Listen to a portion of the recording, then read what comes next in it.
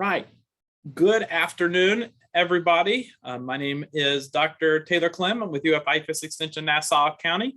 And today we are doing our Florida-friendly landscaping program. Like, we do a crash course program each quarter.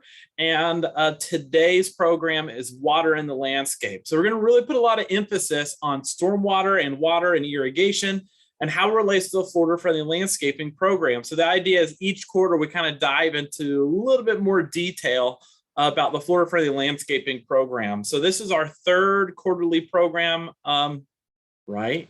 Yeah, our third quarterly program of the year for the FFL crash course. But don't worry, I'll make sure I send out that registration for the next one. That's going to be in October.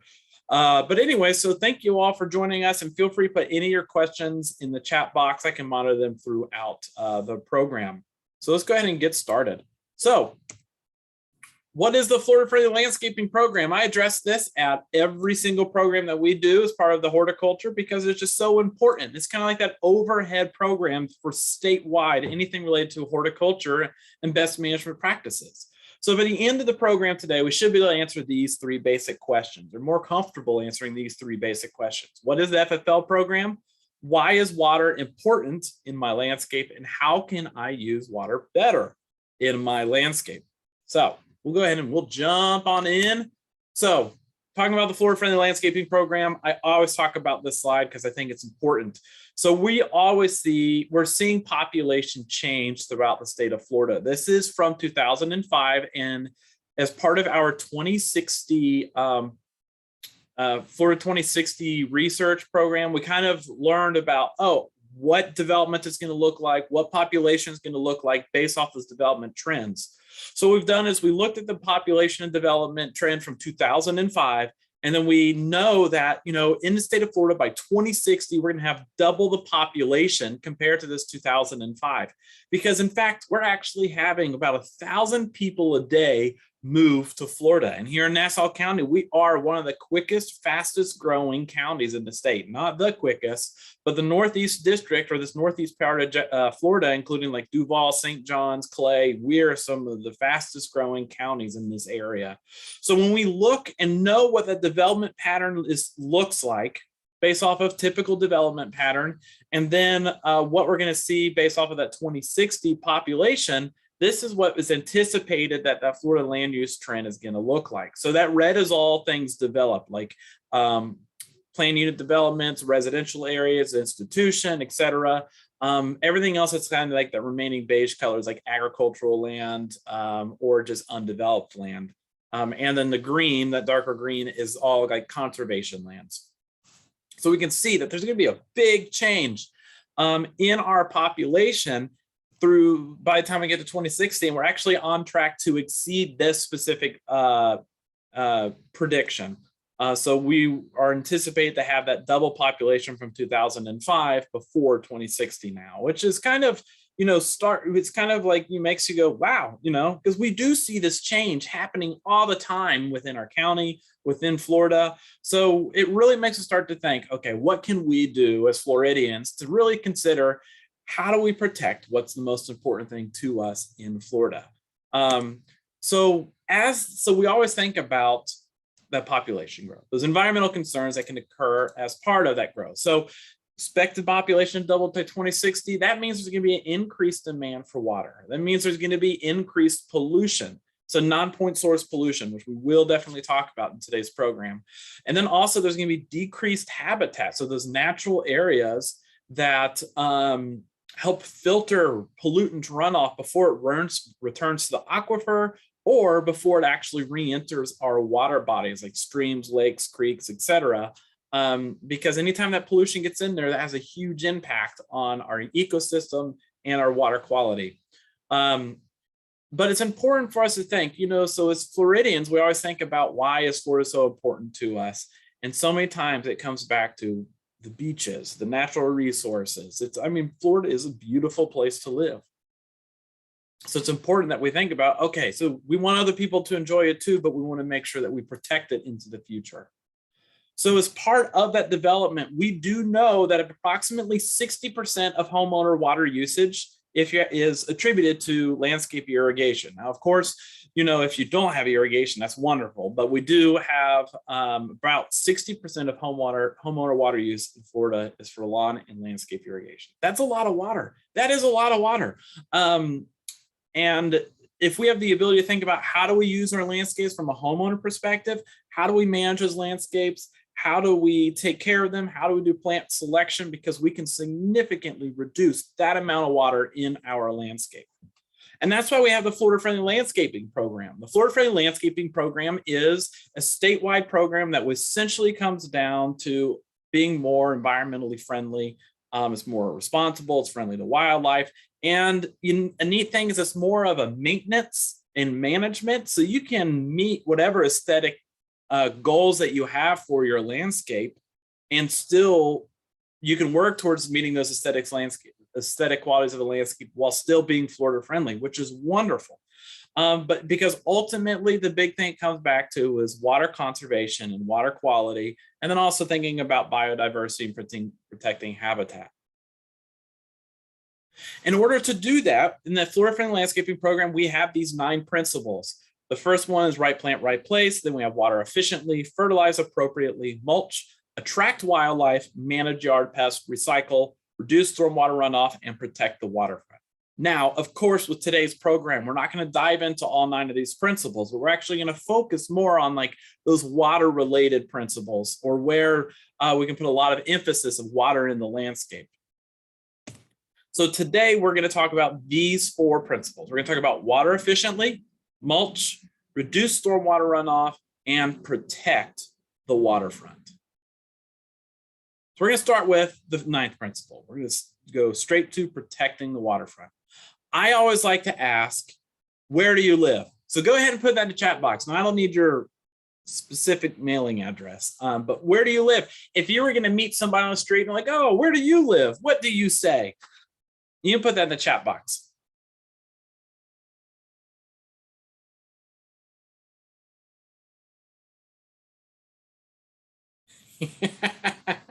I like that one. Development on a pond. Yeah. Fernandina. Wow, one block from the ocean. Nice. On Amelia River. The beach, Amelia Island, Sebring. Well, welcome from Sebring. Fernandina Beach, near Yulee. Nice. Egan's Creek. Wonderful. Wonderful. So I like to do that question because I always want us to rethink where we live, or how we think about where we live. There is this guy, oh no, I'm having a brain fart. I think it was Richard Louv. It's his book called Bioregionalism. Life Place is bioregionalism. And in that question, he says, in that book, he goes, where do you live? Where do you live? And, some of the things that we always want to think about is when people ask us, where do we live?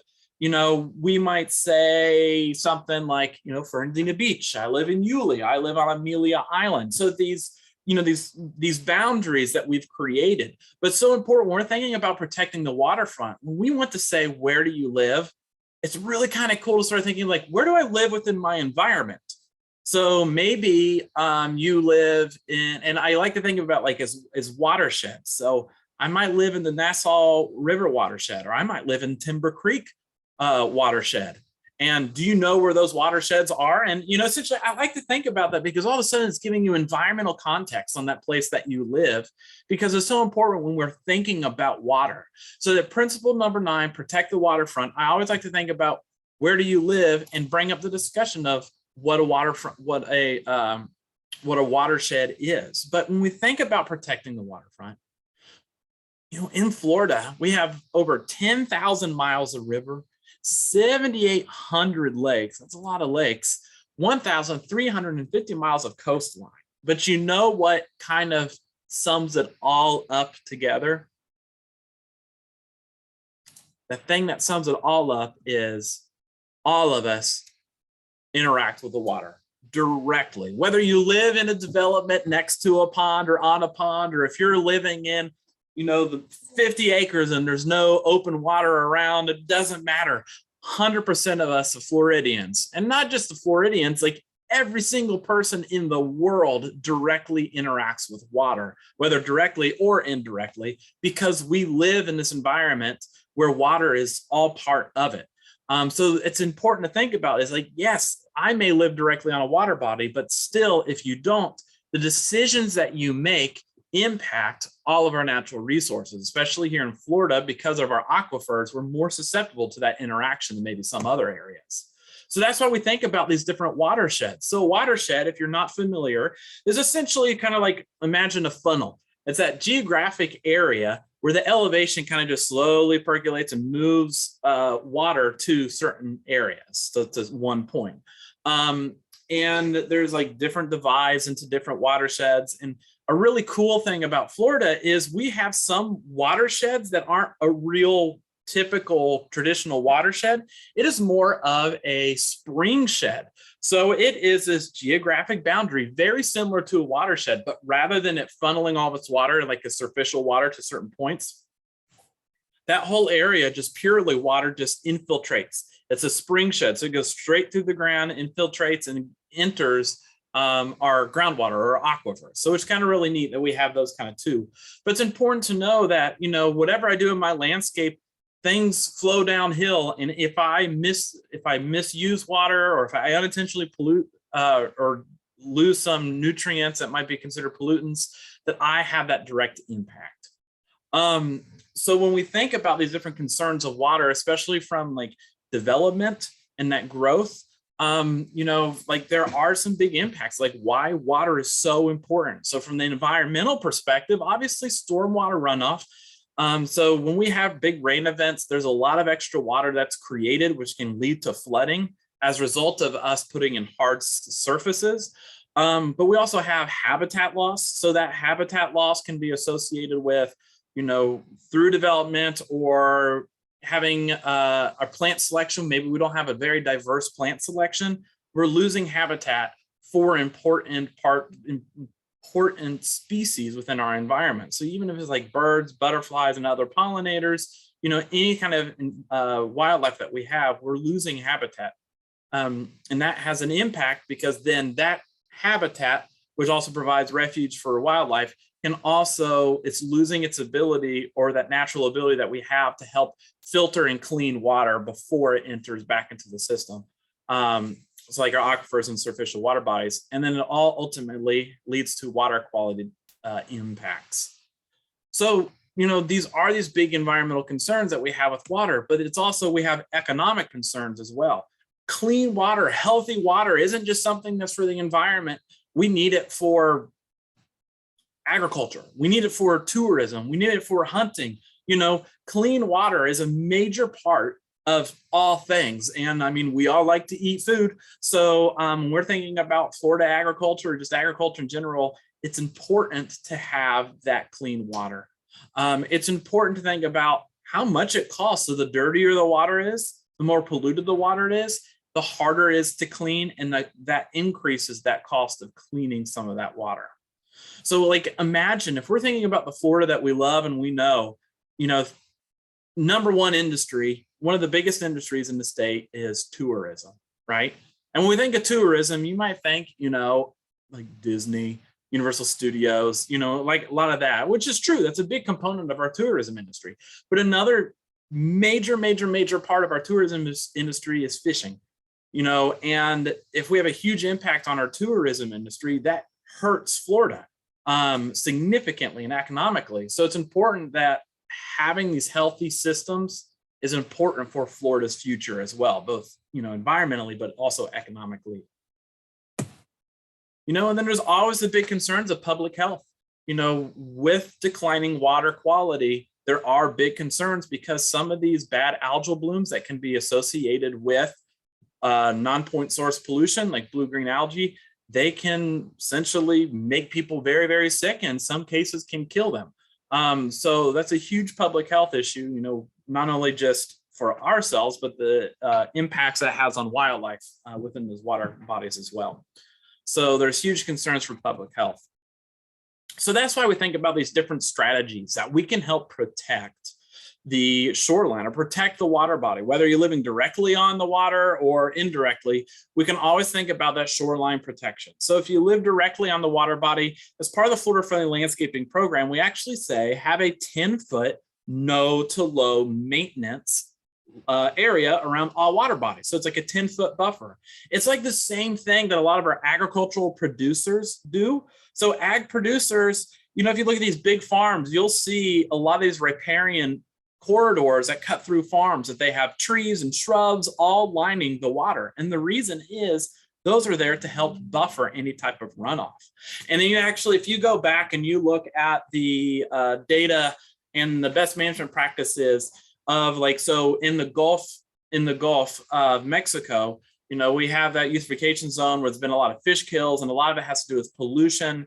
And then, you know, we still have those issues, but it's gotten much better, because essentially what they did is it started saying, hey, ag guys, let's start buffering all of our water bodies, because that can help protect water quality. And as part of that management system, we've seen huge improvements in water quality from those agricultural producers. So it's like thinking that same idea, but we're doing it at the residential or the community level as well, not just for agricultural production, but for just the ornamental quality, the natural environment the habitat that we provide to help protect our waters. So we have this buffer zone that we want to kind of create. It's a 10-foot no to low maintenance buffer minimum. Obviously, if you want to do more than that, that's great. And what we mean by a 10-foot low to no maintenance is, you know, essentially no turf grass, nothing that you're going to have to fertilize, nothing that you're going to have to mow, you know, just kind of shrubs, trees, etc., that you can use really nice and ornamentally to line that area, because then it has a high aesthetic quality, but it also helps protect the water quality, the water as well. And, you know, even going further, you know, it's easier for homeowners to kind of plant that shoreline, but also thinking about those areas that we call littoral shelves. Those littoral shelves are those shallow areas in water. It's like making sure that we replant those, because those are important for habitat and wildlife. Like my favorite plant is one of my favorites that you can see on the image to the right is pickerel weed. We need more pickerel weed. But anyways, so there's ways that we can think about planting these buffers or maintaining these buffers along all water bodies in our neighborhoods, in our communities, anywhere, that we can help protect the shoreline.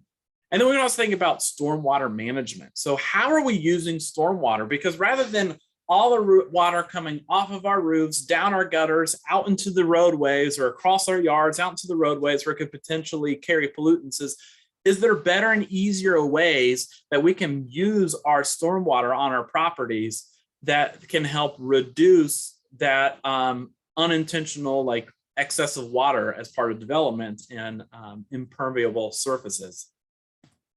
And then also thinking about erosion control is, you know, with stormwater, we want to help protect that soil so it doesn't erode away, because if we have excess of soil eroding away, that can lead to water quality issues, like we relate to like turbidity, which is like how well you can see, or the water clarity.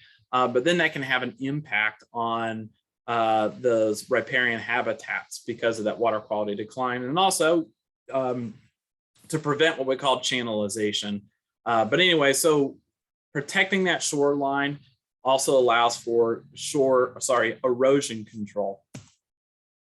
So as part of this overall maintenance, you know, we think about fertilizing responsibly, watering efficiently, managing pests, you know, and then sometimes we do have some waterfront restrictions. So we do have some like shoreline best management practices like BMP. So if you're working, you know, right on along the property edge, or right along a water edge, think about keeping rain and irrigation water on site to prevent runoff from occurring.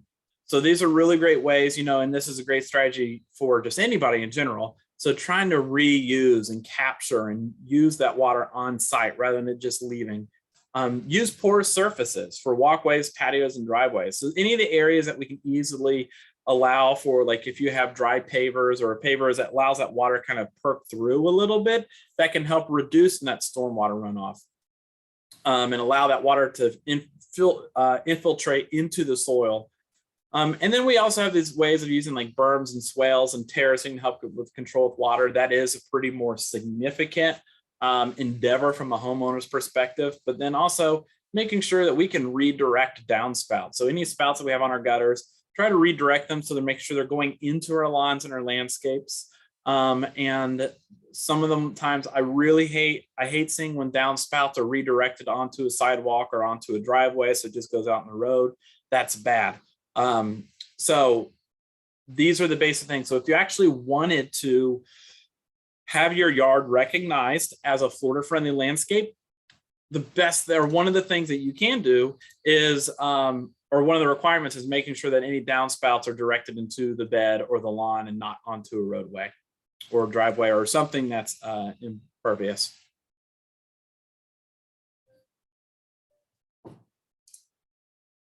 So with a fertilizing responsibly, it's always important to think about, fertilizer is a pollutant.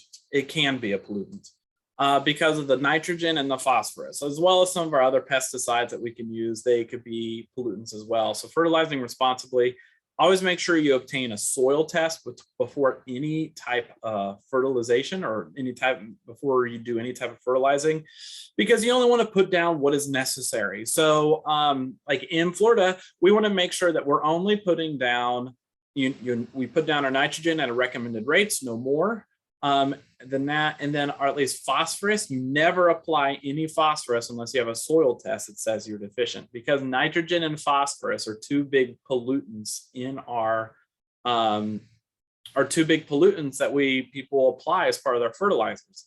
And the reason we have phosphorus is you can't apply unless you have a soil test saying that you're deficient, is we actually have high levels of phosphorus naturally occurring within our soils. So it's actually really, really rare that you get to a point where you have to apply phosphorus. And double-edged sword of that, so if you're putting down, well, sorry, not double-edged swords, but carrying on with that is, there may never be a time you have to put down phosphorus, but if you do, that means you're losing that phosphorus. It's not being uptaken very well, and it's just straight pollutants. So you're losing money, you're putting pollutants out in the water. But then also, in a lot of our plant material, if we have really, really high levels of phosphorus, it can make it really difficult for our plants to uptake other nutrients. So if you put down excess phosphorus, then you're actually preventing the plant from uptaking some of the other important nutrients that it needs. So, so always make sure, at least with pesticides and herbicides, et cetera, the label is the law. Apply fertilizers based off of the recommended rates. And, I can always give you those because it changes based off of plant material. But do not apply any fertilizer or pesticide before rainfall. If we know it's going to rain, don't put it down, because you don't want that stormwater to carry those granules or whatever that you put down out into the stormways, stormwaters, or out into other water bodies. So because essentially the excess nutrients or any of those herbicides, pesticides can run off to the waterways and leach into our groundwater, leading to pollutants. So continue on with that. If you are working along a pond, make sure that you're using a broadcast spreader if you're doing if you are fertilizing, if you have something. And always make sure it has a deflector so that you can control and make sure it doesn't go towards the water, even with that 10-foot buffer. And then also, it's important to note that it's illegal to allow grass clippings and yard waste to enter water bodies, because the grass clippings or any other plant material that you have, if it gets on the water, it breaks down. And when it breaks down, it's releasing nitrogen and phosphorus right out into that water, which can directly contribute to those algal blooms and that water pollution. So that was protecting the waterfront. So now we'll jump into reducing stormwater runoff. And before I jump into this, actually, I want to go back to this protecting the waterfront. It's been really awesome to see here in Nassau County. There's been a lot of communities that have been working on how do we, as a community, work towards adopting these different principles, like protecting the waterfront, or strategies to help protect our water quality. So looking at how can we phase out turf in some areas that were just put in and replace it with some other plant material. Now, of course, it'd be easier if they started out that way, but of course, that's not always going to be the case. So it's been really nice to see that there's been, from my perspective, more interest in that over the past year. So now, principle number 8, this is reducing stormwater runoff. So we briefly talked about it earlier, but essentially stormwater is that excess of water from irrigation, rain, or other sources. And if we can reduce that stormwater runoff, that helps, that stormwater will pick up pollutants, it'll carry into the stormwater, so it'll carry into our water bodies. So if we have the ability to reduce that strategically within our landscapes, sometimes it's easier said than done, then that can be very beneficial for us. I think one of the easiest ways that we can reduce stormwater runoff, at least that wastewater runoff from our landscapes, is thinking about our irrigation. Regularly calibrating your irrigation systems is really important, and I know I'll talk a lot about that, but I have seen, and you have probably all seen before, is irrigation systems where they're watering sidewalks and roadways or busted heads. That's a huge waste of water, of course, but also that's a great way where we oversaturate our lawns, but that's a great way it just carries pollutants into our water bodies.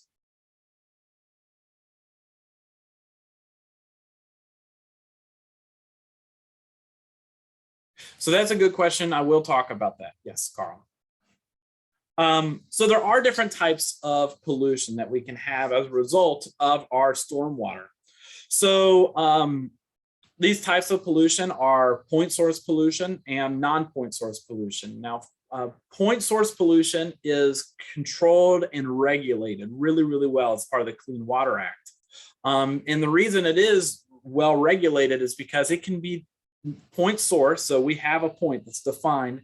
We can trace back a single pollutant or a pollutant to a single source. So this can be like an outlet at a wastewater facility, or it can be like a factory. They have a pipe outlet where we can actually take active water readings from that.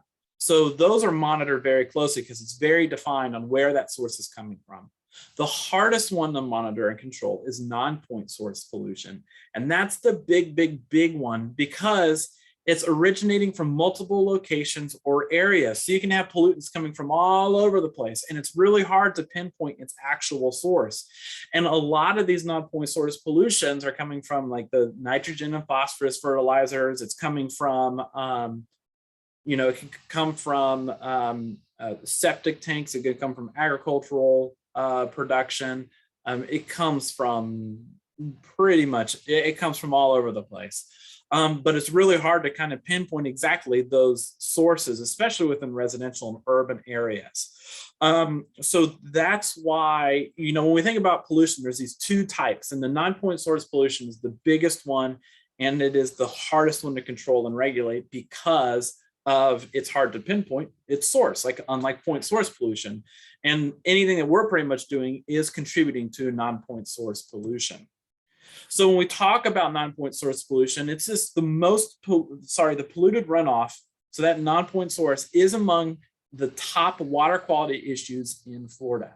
So what ends up happening is you have these non-point source pollutions that are coming down out of our roadways as stormwater. It comes across our yards, as sidewalks, into the road, then the storm drains, out to the streams, creeks, retention ponds, or just straight across your yard right into a water body. So polluted runoff is the top water quality issue in Florida. It's one of the top. And I am going to show you all this. So give me a second. I have to optimize the video clip and optimize the sound. And let's go to this.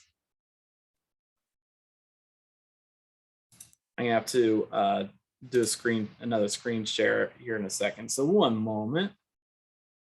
Just waiting for the YouTube ad to go away. All right. And is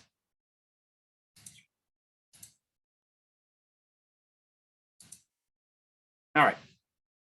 Hopefully this works.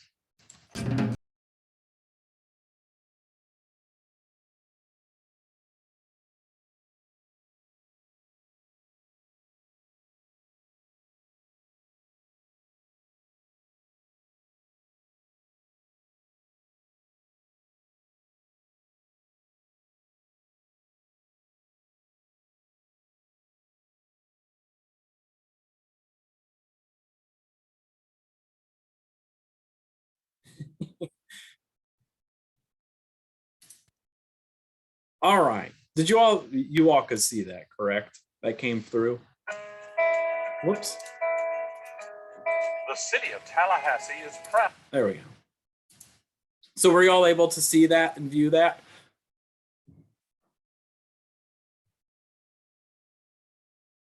Wonderful. Okay, yeah, good.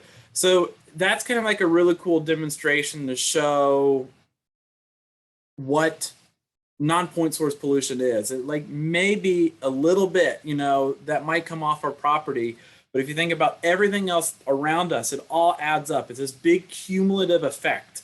And at the end of the day, it adds up significantly, and all those little rubber duckies or non-point source pollution pops up everywhere we're at. But it's, as you can see, it's really hard to trace the exact place because so many people are unintentionally contributing to it. And that's why it's important when we think about this Florida-friendly landscaping program and how we're utilizing these principles appropriately, or at least in our management practices, it's to help reduce the rubber duckies that end up going into the water. Because, you know, sometimes I've spoken with people and they say, well, you know, I'm just one like drop in the bucket. And I'm like, yeah, you're right. You are just one drop in the bucket, but that's also one less drop in the bucket. And by making these beneficial changes, we can reduce the amount of rubber duckies. I'm being entertained by just saying it as rubber duckies. We can reduce the amount of non-point source pollutants that are coming into our water bodies. And one of the big things that you don't see in that also is that just showing stormwater runoff, but it's not talking about the infiltration of pollutants. So, and then this is where we get to like these big concerns, and you all have experienced these. You've probably all seen these before. So this is an example of the blue-green algal bloom. So we see these. This is actually from the St. Johns River in 2005. I think is when that big algal bloom. So this is from the St. Johns River, but we see this all over the place. So we're always going to have blue-green algae in our water. That's fine. But what ends up happening is when we have too many pollutants of like this nitrogen and phosphorus in our water bodies, what ends up happening is you have this excess algal growth. And when you have this excess algal growth, because you've got this tipping point, what ends up happening is it essentially starts consuming oxygen, and there's poor light. And then all of a sudden your oxygen levels can start to deplete within your water bodies. And as that oxygen level depletes, guess what happens? Fish kills. So we start killing a lot of that, a lot of the aquatic species within our water bodies. And it's like, oh man, and it's just literally from, you know, a lot of the situation is literally from just nitrogen and phosphorus, you know, from fertilizer usage. And I grew up, I went to high school and all that stuff in St. Johns County. And I was in St. Johns County when this algal bloom occurred. And I used to go swimming in like the Julington Creek and St. Johns River all the time. But then like once it started getting like the algal blooms, it's like, you know what? It makes me concerned of like, it's dangerous. And there's actually been people that have died in this area because of exposure to the algae. So this is one of the big issues that we see as a result of improper landscape management and usage. I've even seen in some situations where people use AstroTurf or synthetic turf. AstroTurf is a specific brand in their backyards in lieu of turf, thinking, oh, it's better. But yeah, no, it's actually quite the opposite. It's too hot, it hurts the soil, plastic and rubber pollutants in the water. But I've seen it where people actually have drainage in their AstroTurf. So then they'll like wash off or even irrigate the AstroTurf to help flush and rinse everything down into these storm drains, and then those go bloop, right out into the water. It's a really bad idea. One of the UF professors, Dr. Unruh, was showing me some photos of that recently, and I was like, oh gosh. And it's like, it's completely unnecessary. But anyways, I was thinking about these landscape decisions. If we can eliminate one or two little ducks, that does have a significant impact. We have the ability to work with our community members, work with our communities to help, like, what are those bigger changes that we can make, we can help significantly reduce more of these contaminant sources that from entering our water bodies. So what are some of those cool strategies that we have that we can do on our properties? You know, some of the things I've already mentioned before, but like minimize, prevent runoff, keep water in the landscape, utilize the porous surfaces for walkways, patios, and driveways, direct downspouts and gutters to porous areas. That's the very minimum. You know, obviously, if you're going to be, if you don't always have control over what you do for like your driveways, but if you're doing some changes in your landscape, think about having that porous material, not necessarily concrete. You can do sand swept patios and allows a lot more water to get in through. And then also just direct downspouts into those porous areas for that landscape. But there's also some really cool strategies that we can do. You know, like we can direct them into, I think I've talked about it. Yeah, we can use that water, but then our plant material can help add and clean a lot of that water and also provide a lot of different benefits, I guess, or we can just think about using that water creatively. I think that's a good way to put it. Oh, and we do have a question that says, what types of plants and shrubs can be planted along the waterfront of a community retention pond instead of turf? A lot. I actually have a publication. I'll send everybody a link, but you can actually buy this through IFAS bookstore. And it's called Friendly Plants for Retention Ponds. And the previous horticulture agent for Nassau County and myself, we kind of put this thing together. And this is based off of a project that we actually did at Wildlight. But it's full of different plants and plant ideas of what you can use along there, including like a little design typology. So like an example of how to plant layout. But we also have a couple other publications because really, the sky's the limit as long as it's the right plant in the right place, which we'll talk about. So, but I'll send a link out to this for this publication, as well as I'll send out a link for some of our other EDIS pubs that have some good plant lists. And I'll talk about where you plant them at what depths, top of shore, on the shore slope, bottom of slope, you know, littoral area. So it's kind of a neat little resource. So you're going to get that as part of the follow-up for today, but great question. And a lot of the plants are easy to find too. So, but like when we think about reducing stormwater, we can really think about like, well, how can we just reduce stormwater runoff by just using plants? Plants are really powerful. You know, like some of those benefits that we get is they can catch and filter stormwater. You know, turf grass is really functional in some situations because it's great for erosion protection, cooling the environment, and actually can help clean a lot of that moisture or that pollutants within water. But it can, you know, some of the plants like catch and filter stormwater, slow speed of water movement, reduce erosion, insulate the soil, so helping protect it, keep it cool, provide habitat, food, and cover. And then it uptakes any type of nutrients. So rather than just allowing things to flow away, you're using plants and let plants just do what they do best. And you're able to use that stormwater and protect it. And I really, really like, I wish I could remember the actual data, but a buddy of mine in Duval County in the extension office, Larry Feiger, he can say a mature tree can catch and hold like a certain percentage of stormwater or rainwater that falls from a storm event, and it holds it within its leaves. And you know, you stood underneath a tree before, like after a storm and it rains and all the water falls on your head afterwards. You're like, it's raining again. But the number is like 65 to 70% of the rainfall that comes down through a tree is intercepted by the tree itself and it's held up in the leaves, which is just like a remarkable number, you know? So, but our plants have the ability to do these really awesome things with stormwater that if we just let plants be plants, we can help reduce stormwater significantly. It's just a matter of how are we doing that within our landscape. So here are some like fun little ways that we can think about capturing and storing water. Before I jump forward, what about plants for brackish water along the marsh? So yeah, our Florida Friendly Landscaping website, we have an app where you literally can just check, I need plants that are salt tolerant, and it'll give you all plants that are salt tolerant. So like if you're living along brackish water and you have water that you need to plant in, Spartina.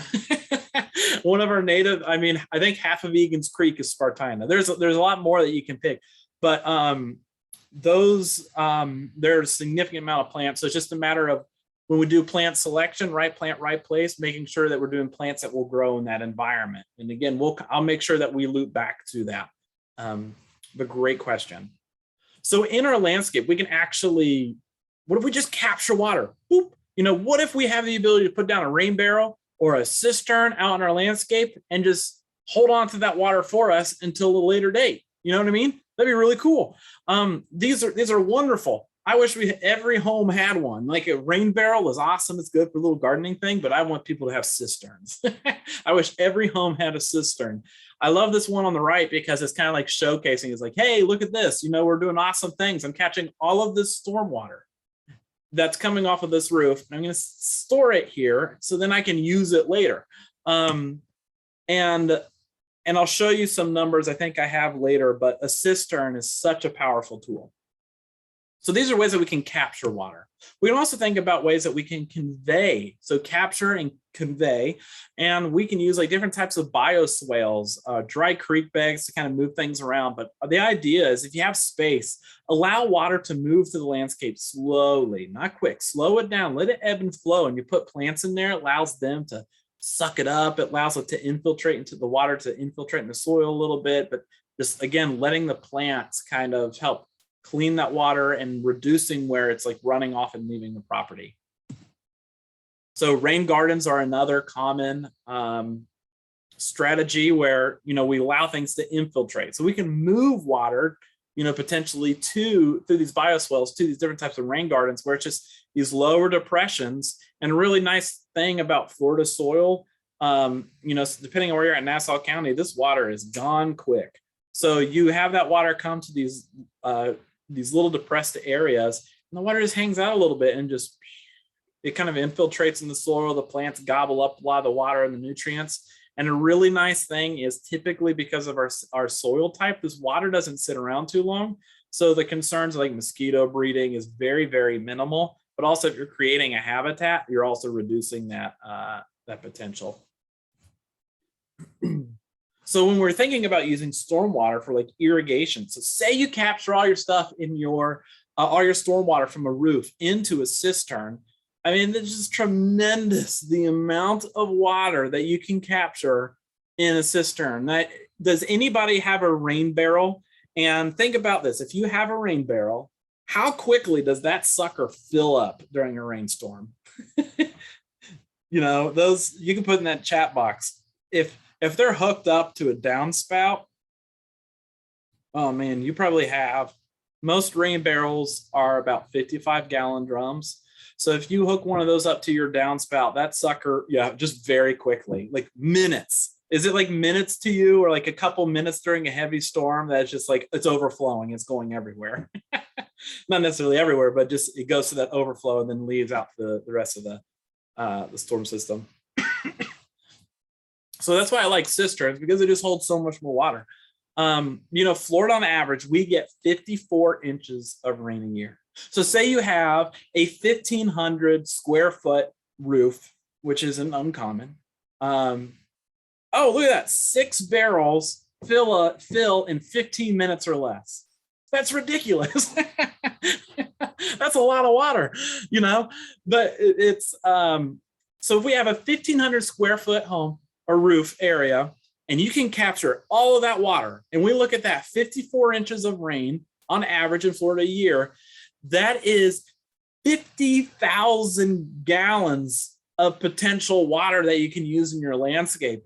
And like basic management of our landscapes usually just use about 40,000 gallons, requirements, not necessarily irrigation, but just the water requirements for them each year or every 2 years. So it's like, that's ridiculous. So it's not 40,000 gallons of irrigation. I want to clear that up. It's just 40,000 gallons for a typical yard is how much water is needed. And that includes rainwater, like overall. So in 1 year, your cistern can collect enough water to maintain a landscape that's not getting any water ever throughout the year for essentially 2 years worth.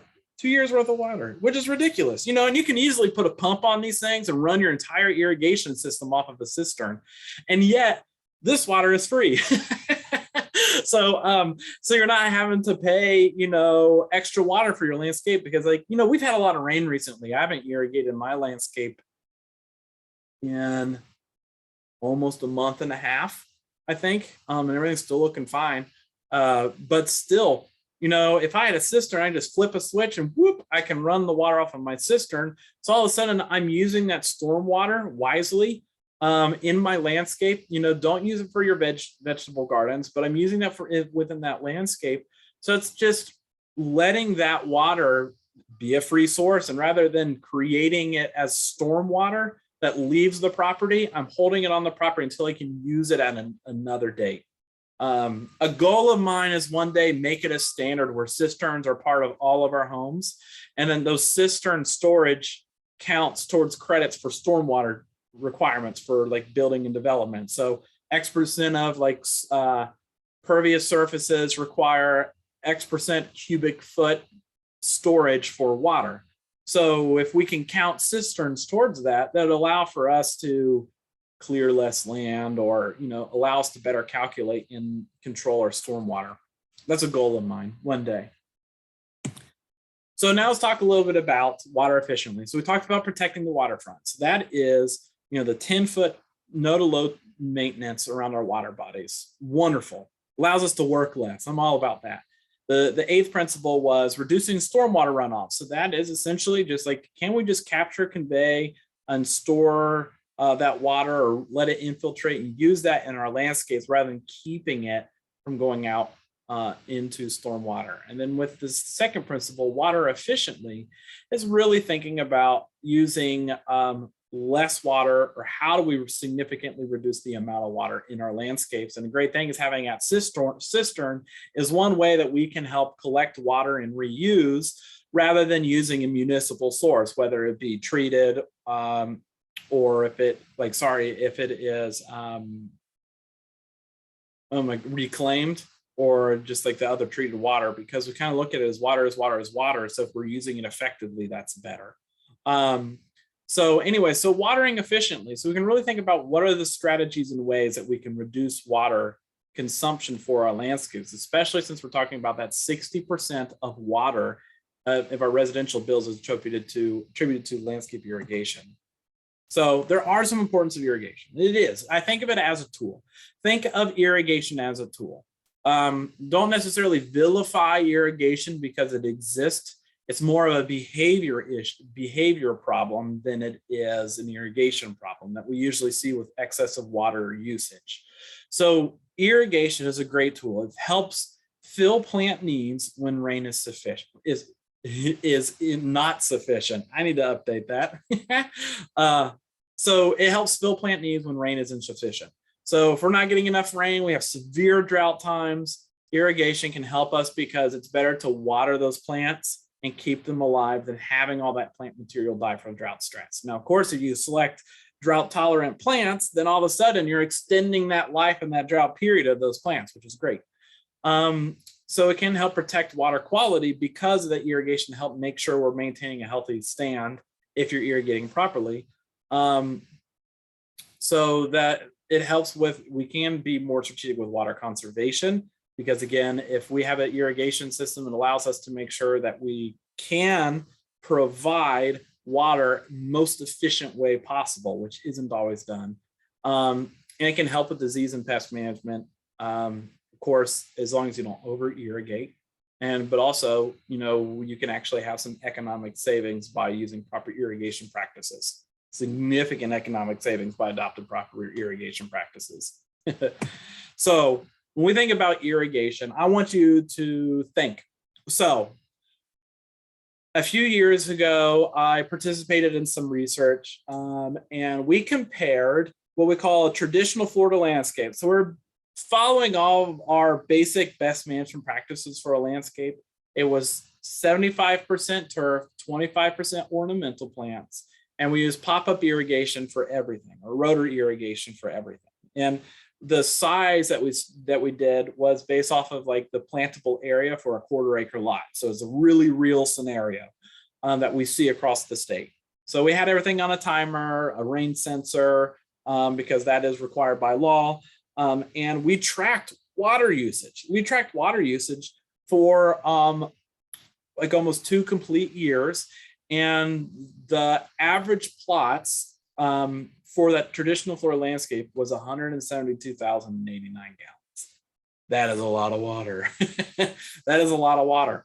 But the Florida friendly plots that we had, everything being maintained exactly the same way, the same plants were used, but the quantity changed because we used, rather than the 75% turf, 25% ornamental plants, we used 75% ornamental plants, 25% turf. And then we made sure that we had to use pop-up rotors for the turf grass because there's not too many efficient ways to apply water, but on all the ornamental beds, we used different types of low flow systems like drip irrigation and shrubblers. And we tracked the amount of water that we put into that landscape, same time period. If you had to put a guess, put in the chat box. If you had to put a guess in, how much water in gallons do you think we used? You can put that in the chat box. This is like a shot in the dark, I know, for almost everybody. How much less water do you think, or approximately what do you think it was? You put like a % reduction if you wanted. What was that change? Do you think it saved a lot of money? Or sorry, not necessarily money, but do you think it saved a lot of water, or was it about the same? About 40%, 50% less, yeah. 1,000 gallons less, 90% reduction. So I'll show you this. Boop. So in the Florida friendly landscape, we used a total of 41,000 gallons compared to the 172. So it's like a 66% reduction. No, about 75% reduction. And again, even looking at like the by usage, the turf rotors, which were only 25% of those landscapes, used 31,000 of those gallons. So about just 10,000 gallons was the 75% of that turf. So it's like, wow. So there was significant reduction. And what we did on the Florida friendly landscape is we watered only twice a week at the absolute max during the growing season and once a week during the cool season. So just like the St. Johns River water management requirements for irrigation, the statewide watering requirements. But the cool thing about the following right plant, right place is those shrubs like that, like 10,000 gallons of water that was used for those drip and those shrubblers. That was just during the establishment period. We actually turned off the irrigation completely. We didn't have to run the micro irrigation at all because the plants didn't need it. We only applied water during times of drought, and even during our period of drought, because one of the summers we literally got, it was like a really, really dry summer. You know, there's like no rain in June and July. It was ridiculous, but still the plants thrived and they did well. So that's a huge, huge, huge reduction.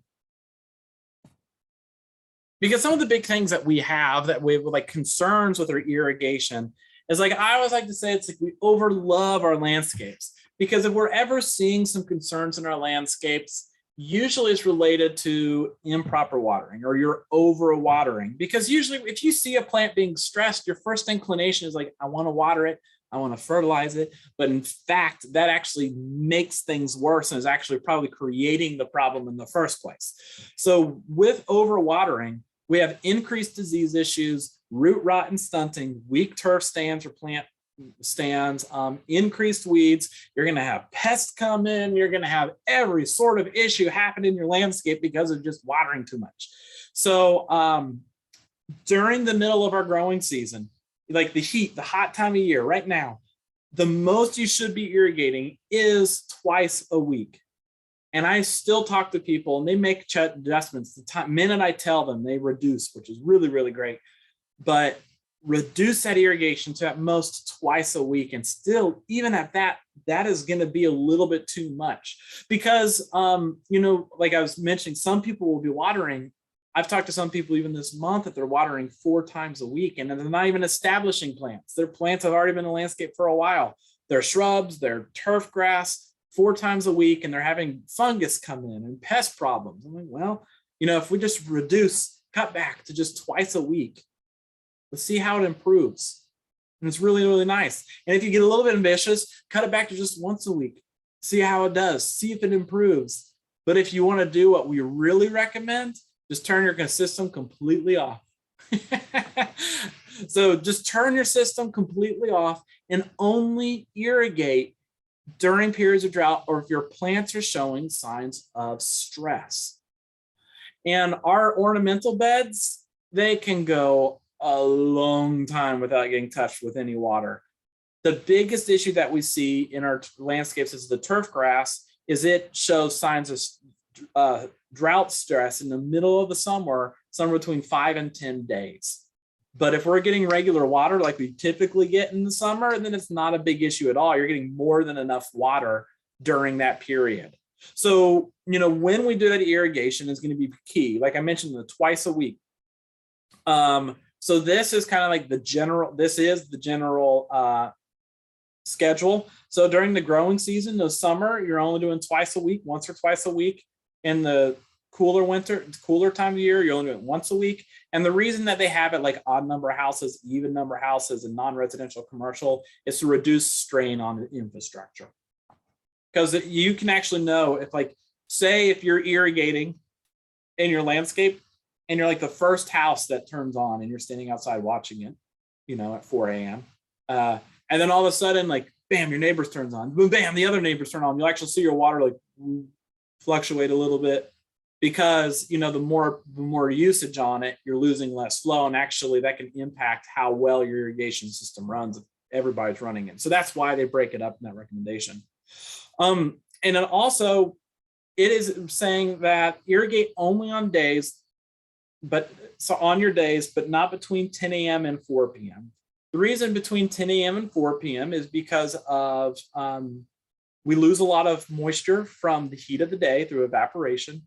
We also have the windy part of the day, is usually in the mid part of the day. So we lose water from the wind just blowing the water away. So we recommend 4 p.m. to 10 a.m. is that ideal time to irrigate. And I actually recommend, you know, that's time fine doing the evening, the mornings, but we recommend ultimately do it in the early morning, starting around like 4 a.m. to 10 a.m. that period, because then all of a sudden, if there's any excess water, it can evaporate off of the plants and it reduces the concern of like fungal pathogens getting in your landscape. Because if you water at like start 4 p.m. and it's a cooler day and or you're watering in the evening, you're having water sit on your plants all night long. And it's like the perfect, it's warm, there's high humidity, it's wet. It's like, oh, it's great for fungus. So by doing it in the morning, that is going to be the ideal time. And then also, if you just turn the system off, looking for those visual cues, you'll actually see the turf grass. You see it really well with zoysia and St. Augustine, but it loses its color. It's like a bluish gray, and the leaf blades begin to fold in half. And you can even walk in a well-established stand. You can walk and you'll actually see your footprints behind you because the grass isn't popping right back up. Or if you just dig around the root zone, so around that 3 to 6 inch area, 6 to 9 inch area of soil, it'll feel dry. If it's wet, I usually just stick my finger in the ground. I'm like, oh, it's still wet. I can tell it's wet. I don't irrigate because there's enough moisture. So that's going to be a visual cue on when we need to irrigate our landscapes. And honestly, our plants thrive from this because if we push them to that drought limit, it encourages them to grow deeper roots. They have deeper, stronger roots. You're going to have a much healthier turf stand. But if you overwater, those roots are going to get stunted and shorter and shorter and shorter and shorter, and then they're not resilient, they're not tough, it's weak, it's susceptible to all things. So if you push your plants to that period of drought, they're going to want to grow more roots, and then that's going to create a much stronger turf and landscape. So how much do we apply? There's a question that just popped up, is like, how much do we need to put down? So it's not necessarily a per week that we need to apply. It's just a matter of making sure that when we apply water, every time that we put down any type of irrigation, we need to put down a 1/2 inch to 3/4 of an inch, because a 1/2 inch to 3/4 of an inch fills up like that root zone of water, or sorry, it fills up that root zone of our turf grass with water, and pretty much majority of all of our root zones for a lot of our plants, it fills it up with water, because if we go more than that 3/4 of an inch, what ends up happening is we're oversaturating the soil and we're pushing water beyond the root zone. So it's just water loss, 100% water loss. Roots won't pick it up. You're wasting money, you're wasting water. So no more than 3/4 of an inch, but we want that 1/2 inch to 3/4 inch per application. And the amount of time that you put down can really change depending on the design of your irrigation system. So all I got to do is just like put out like cat food cans or straight wall cups or like little buckets, nothing like a bevel. And you put those out in your yard, you run your irrigation system for a few minutes, and you kind of figure out, oh, how much water is flowing during this period. And then you can calculate how long you need to make sure your irrigation system runs. Because a lot of times people over irrigate, they're oversaturating their soils. And a lot of times you might put down water that's not getting to the root zone. I had that happen a couple months ago. Someone was like, I irrigate, but like the plants are not looking healthy at all. They still look wilted. And I said, well, how long do you irrigate? And they said 5 minutes. I was like, oh, yeah, the water's not even getting to the roots. So it's important to think about that 1/2 inch to 3/4 of an inch. It's not a time, because there are rotor pop-up rotors that they can throw out more than enough water in 5 to 10 minutes. But there's others, it might take them 30 minutes to do. So the best thing is to calibrate your system, because then you can adjust your irrigation heads and make sure you have uniform coverage as well. That's a little bit harder to do, but it's a very valuable tool. And we also have our controllers. So our controllers, make sure you set your controller appropriately. They can sometimes be confusing, but a properly set controller just in itself to those 2 days a week or 1 day a week can save thousands of gallons of water. But if you just turn it off, again, that's going to save you way more. Schedule must change as plants become established. So obviously you're going to have to water a little bit every day, just a little bit though, right when plants are being planted. But slowly, once they get established, you can wane that irrigation system off and only do it as needed. You're gonna have to change it as the seasons change, because the reason we do once or twice a week in the summer is because it's hot, but also that's our active growing season. So plants are using a lot of that moisture. But in the cooler season, that water, they're not as active, they're not growing as much, so they don't need as much water. They're not demanding it. So then also, during our rainy season, which is great because it coincides with that active growing season of all of our plants. So there are ways that you can control your irrigation schedule based off of the weather. So there are these different smart devices that can help speak to your controller. The one on the right, you all should have those if you have an irrigation system at bare minimum. That is a rain sensor. So essentially that sucker is supposed to get rained on, and it goes, hey, it's raining. And it tells the irrigation system, kick off, you don't need to run. There's a little cork inside of it that as it gets wet, it expands. And as that expands, it gets to a certain amount, it'll tell your irrigation system, hey, we have enough water, you don't need to irrigate. Cool. One of the issues though that we have is that cork that's inside of there, it falls apart, or it dries out so quickly that, it essentially loses its effectiveness very quickly within a year or so. And if you don't change that cork, or if you're not monitoring its effectiveness, you'll get no benefit of the rain sensor even being there, period. So we actually, from university perspective, we don't recommend rain sensors anymore. They should be, they don't do us any good. The data is really nice with them in a perfect ideal situation, but we're seeing it in the Florida environment. We're just not getting the effectiveness that we need out of it. Because you could get rain in the morning and then it'll be great, and then it'll dry out by the afternoon, then someone's going to be irrigating that evening, but you got plenty of rain in that morning period. So it loses its effectiveness from that as well. The image on the left, that is actually a soil moisture sensor. So it's constantly reading soil moisture. These are really cool because then it's reading what that moisture level is at that root zone in your landscape. And it's giving you the most accurate, reliable control setting for your controller. So it'll tell your controller, hey, you're still above your moisture threshold. You don't need to irrigate. Don't need to irrigate. Don't need to irrigate. So this will like really push the limits compared to a rain sensor. I love these little soil moisture readers, and they're way more affordable now. So you can go out and you can get one for less than $100. They used to be like 200 and some, but you can get these and you can literally plug them into your sensor, lickety split. It is a matter of making sure that you can get some that are Bluetooth or Wi-Fi that read wirelessly, or you might have to run a wire. So it's just like, you know, that's the barrier to it. But nonetheless, one of the cool things that we have with these controllers now, we also have weather-based controllers. So you're not having these traditional sensors, but the weather-based controllers, like we have the rain forecast. We see how much we've had in the past few days. So it's able to look at all these different weather stations around and is able to make those decisions based off of your irrigation parameters. So those are really, really cool. And then it's also really nice because you can actually just access them from your phone, like as a smart device. Those are new. Those weather-based controllers are really, really cool.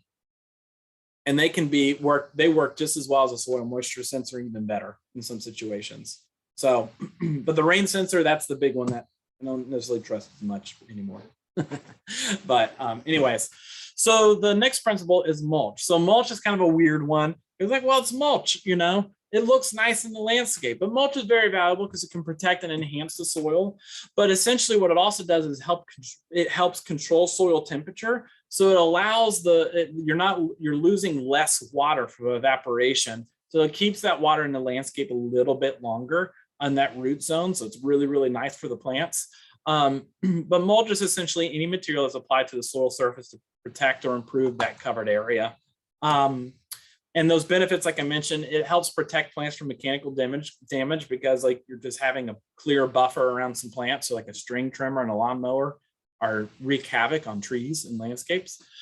They help improve soil because as they break down, that woody material breaks down. It helps build organic layers or material in the soil. Helps with ease of maintenance. It prevents water loss, temperature control, and obviously the aesthetics of a mulch.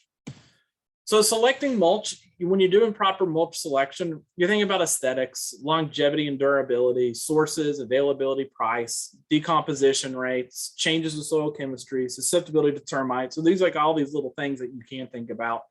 But the biggest one that I like to encourage people is what's available, what can you easily get, and what's sustainably sourced. So some of the mulch types, you know, there's bark, wood chips, leaves, pine needles, grass clippings, utility mulch, yard waste. You know, pine byproducts are always wonderful. I prefer pine needles because what they can do is they do break down quicker. That's the only thing, but they don't float away like pine bark does. Shoo. But some other really cool sources you can get include like eucalyptus and melaleuca. But the big ones is a no-no on like cypress or cedar or dyed mulches, rubber mulches, because either you don't want to put rubber down because it's going to heat up the soil. But at least with the cedar and cypress, they're not sustainably harvested. They may look good, but the source isn't always good where they're coming from. So it's really nice here in Florida using the different pine byproducts just because it's part of our sustainable forestry initiative. It's coming in these sustainably harvested areas. It's being managed properly.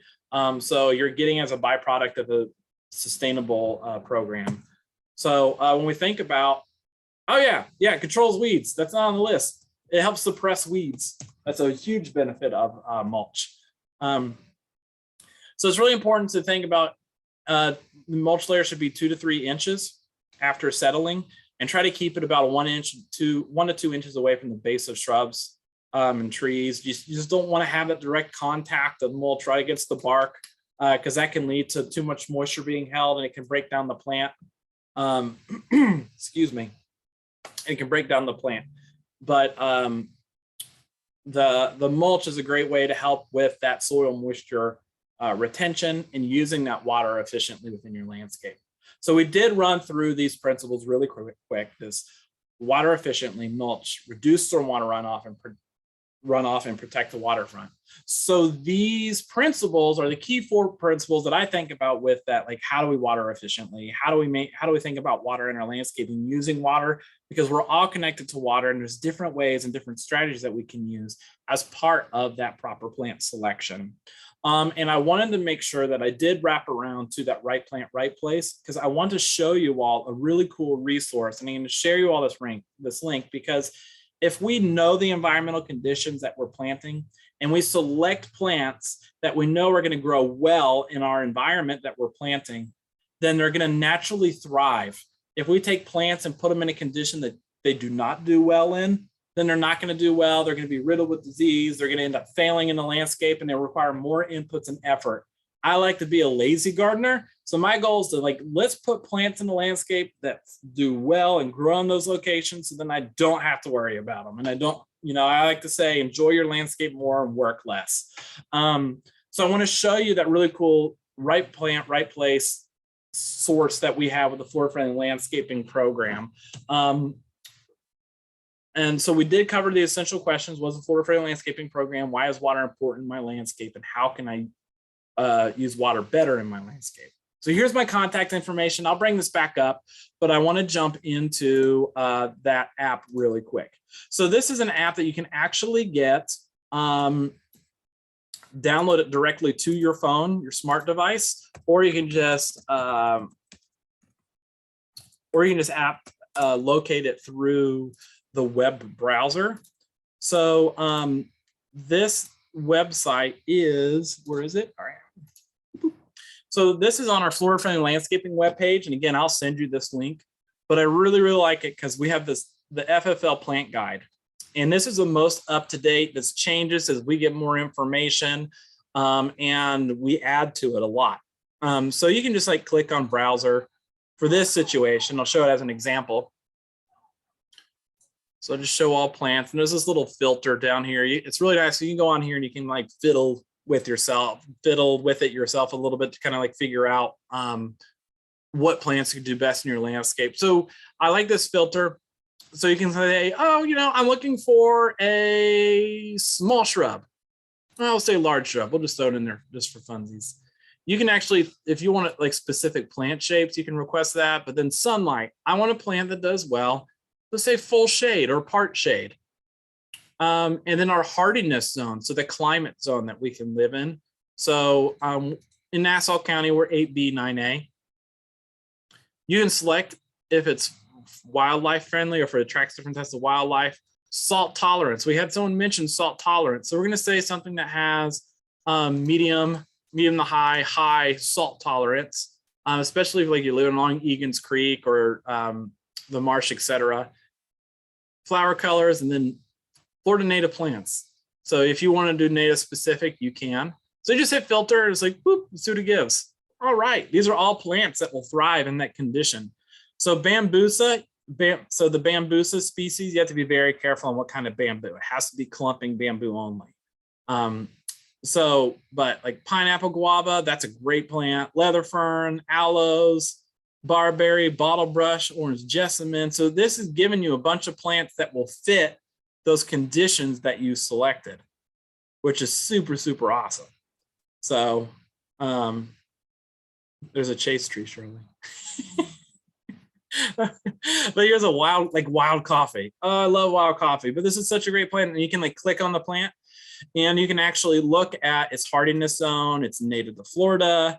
Yard conditions, it does better in part shade, but it'll do well in full shade as well. So it gives you a bunch of this content. So it allows you if you're trying to find the plant that fits best in the location, you can specifically look it up. So, and some info about what it looks like, its size. So this is a neat little resource to allow you to if you're, because it's you go to the nursery and you're just I got all these plants, what do I pick? But if you have an idea of the type of plants that you want already, that really gives you a powerful tool, because I really want to have a scrub palmetto, because scrub palmetto fits perfect to what I need to plant, etc. It'll fill it in. So let's take another example. So say let's do ornamentals and grasses and ground covers. Same conditions, all the same. We're just changing what we're looking for. So like blue days, ivy, some morning glories, depending on the one, zebra grass. So you can definitely see, whoops. You can definitely see that there's a good selection that you can pick from on here. So this is still a limited selection, but a lot of these are in here because they are also commercially available, so they're easy to find, because you can get some resources that show you a great plant list, but good luck finding those plants to put in without finding specialty nurseries or anything like that.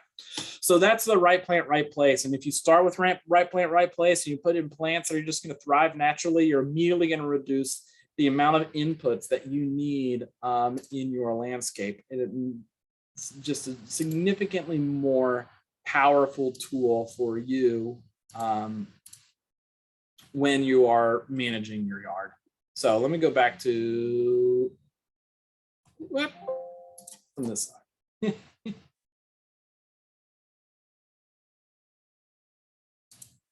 Okay, so here's the contact information. Here's my contact information. So you can reach out to us if you have any questions or anything like that. And I want you to make sure it's like, the Florida-friendly landscaping program, it's an art and a science, but the biggest thing is just starting to think, hey, how am I part of the solution? What can I do in my landscape?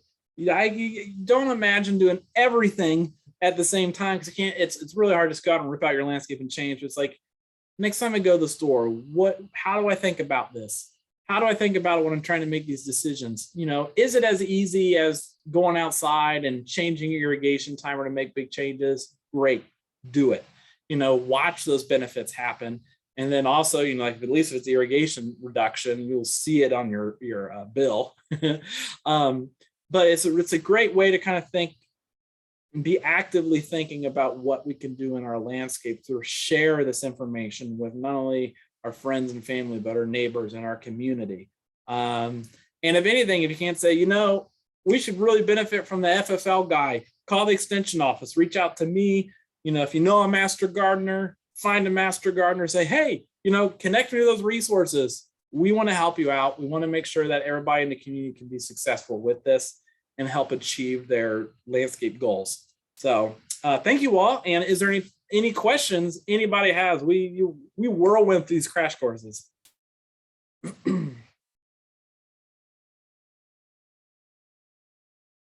So the question, great question. So going back to the cistern question about not using the stormwater from your roof in your vegetable garden, isn't necessarily because of the shingle granules, but it's all of the other things that go into the production. You might get, potentially of heavy metals coming off of a roof.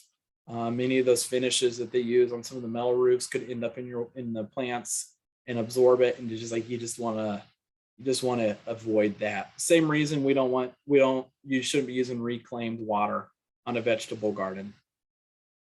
So it's just a matter of just like making sure, since it's for consumption, that you're using as clean water as possible. Are there handheld moisture sensors you recommend for checking moisture around specific plant areas of the landscape? No. I've seen like some little probe things that say like good, bad. I hate those because they're not accurate enough. You need something, because you can get digital sensors that give you a moisture percentage. Those are going to cost way more. And then also making sure that it's calibrated and being used properly to give you the most accurate results. But by the time you do that, you might as well just get a soil moisture sensor that you can just throw in your landscape for your irrigation, because it's going to end up costing the same. Just about. Do you all remember it was like these little clay worms or ceramic worms you put in your pot, and when it changes color, that means it's time to water? How you put it in a container? I remember those. Those don't work.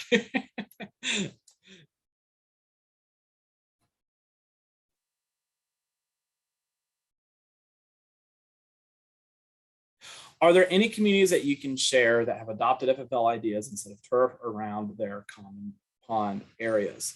So yes, I know some are working towards making those decisions. So like some of the communities that I work with are not going to do it 100%, but they're definitely going to do reduction just because of the cost, and also they don't necessarily always have the rights to make those changes on them, but they're looking at making ways to allow homeowners to begin making those changes, because sometimes it's now falls within the homeowner's responsibility, but in the code language may restrict the homeowner's ability to be able to do those plantings.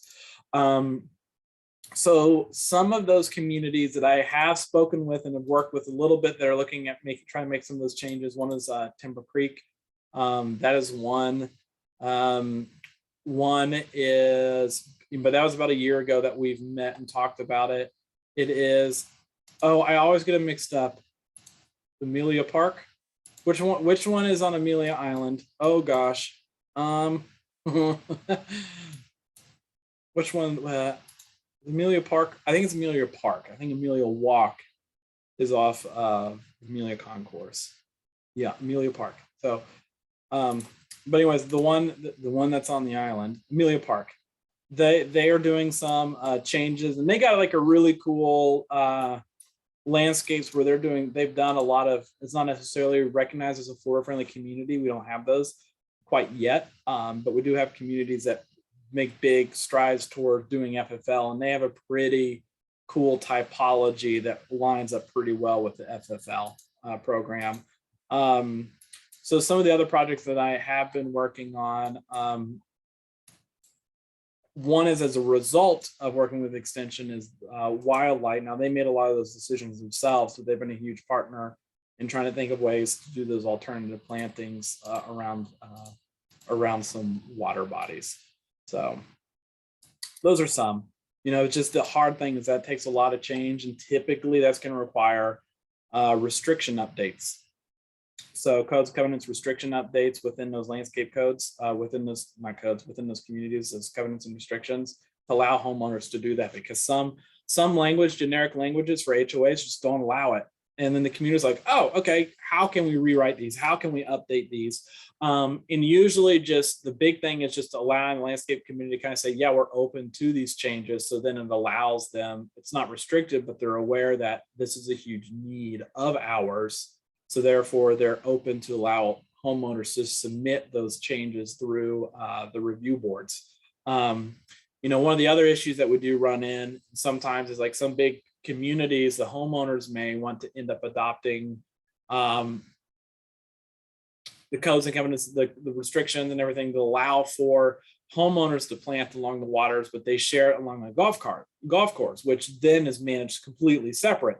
So, you're having multiple entities that might have to get involved in order to make those changes. So, but it's very limited having communities in itself that say you have to have turf grass, because technically they can't to a certain extent say you have to, but it's just a matter of going through that proper channels to make sure as homeowners that you do that appropriately as part of those HOA regulation requirements. That's a very complicated area. But we are seeing a nice thing is we do see a lot of positive social changes, is that normative belief to make that more appropriate for use, which is good, which is real good.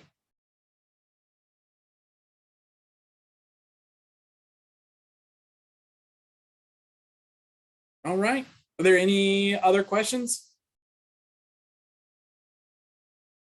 What I'm going to do is I'm going to follow up with an email with all the resources as well as the evaluation that we have for this program. Please take a few minutes to fill out that evaluation when you get it, because we use that as a way to help improve and enhance all of our programs to make them all a little bit better, and as well as a report to the state that we're doing things. But anyways, I want to thank you all for joining us today, and feel free to reach out to me, the Extension office, if you have any questions, or if you need any tips, support, etc. Anyways, you all take care.